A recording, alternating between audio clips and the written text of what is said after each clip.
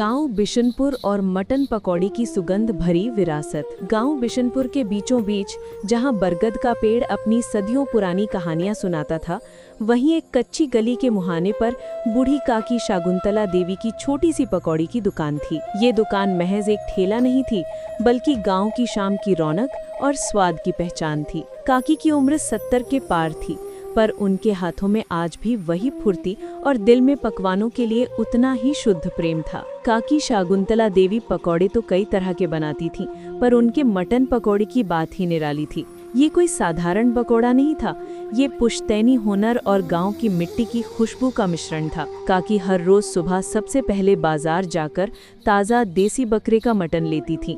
Mutton के छोटे नलीदार टुकड़ों को वो घर लाती और उनकी सफाई में घंटों लगाती। इसके बाद शुरू होता था मैरिनेशन का गुप्त अनुष्ठान। मटन के टुकड़ों को मिट्टी के एक बड़े बर्तन में डाला जाता, फिर उसमें पहाड़ी छाछ जो मटन को नरम बनाती थी, ताज़ा पिसा हुआ अदरक लहसुन का पेस्ट काकी सिलबट्टे पर ही पीसती थी।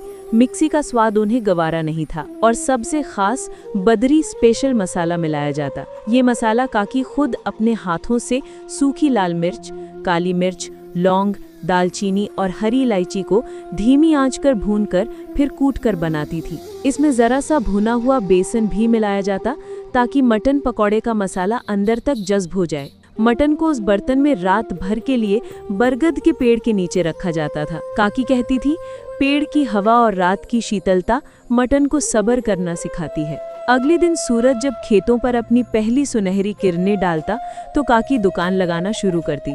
गांव के शुद्ध सरसों के तेल को वो एक बड़ी गहरी लोहे की कढ़ाई में धीरे धीरे गर्म करती। तेल की सही आंच का इंतजार वो अपनी आंखें बंद करके उसकी गर्माहट को महसूस करके करती। बेसन का घोल बनाते समय काकी उसमें थोड़ा चावल का आटा और एक चुटकी अजवाइन जरूर मिलती। चावल का आटा कुरकुरापन देता और अजवाइन पाचन में मदद करती।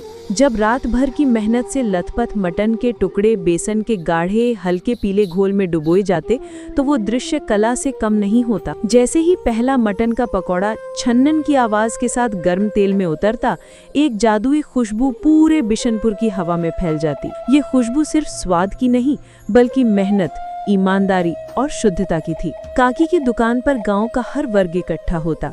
रमेश सरपंच तो हर दिन की पहली प्लेट लेकर जाते, जो उनके दिन की शुरुआत होती।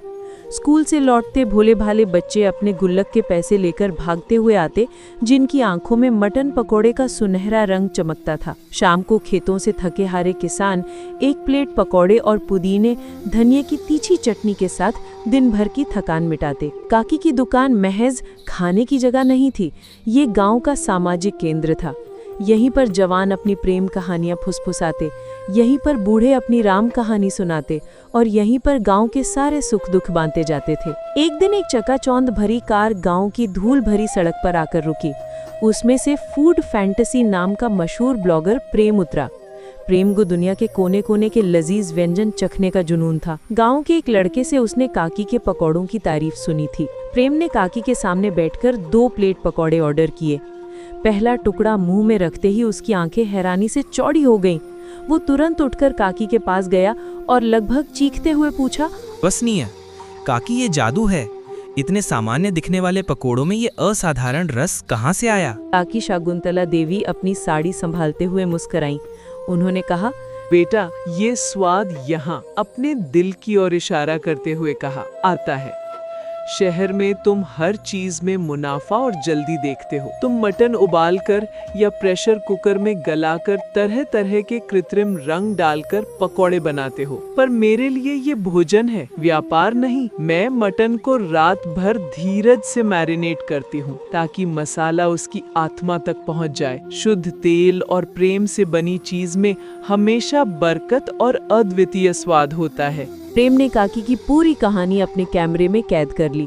उसका वीडियो रातों रात वायरल हो गया। बिशनपुर की सड़क पर अब न सिर्फ गांव वालों की, बल्कि दूर दराज के शहरों से आए खाद्य प्रेमियों की लंबी कतारें लगने लगी। काकी शाकुंतला देवी की दुकान अब बद्री के मटन पकौड़े नाम से एक ब्रांड बन चुकी थी। लेकिन काकी अपनी उसी पुरानी जगह पर, उसी मिट्टी के बर्तन और उसी धीमी आंच पर प्यार और धीरज से पकौड़े बनाती रहीं। उन्हें दौलत की नहीं, बल्कि अपने गांव वालों की संतुष्टि की भूख थी। और इस तरह एक छोटे से गांव के मटन पकौड़े की सुगंध ने पूरे देश में ईमानदारी और शुद्ध स्वाद का संदेश फैला दिया।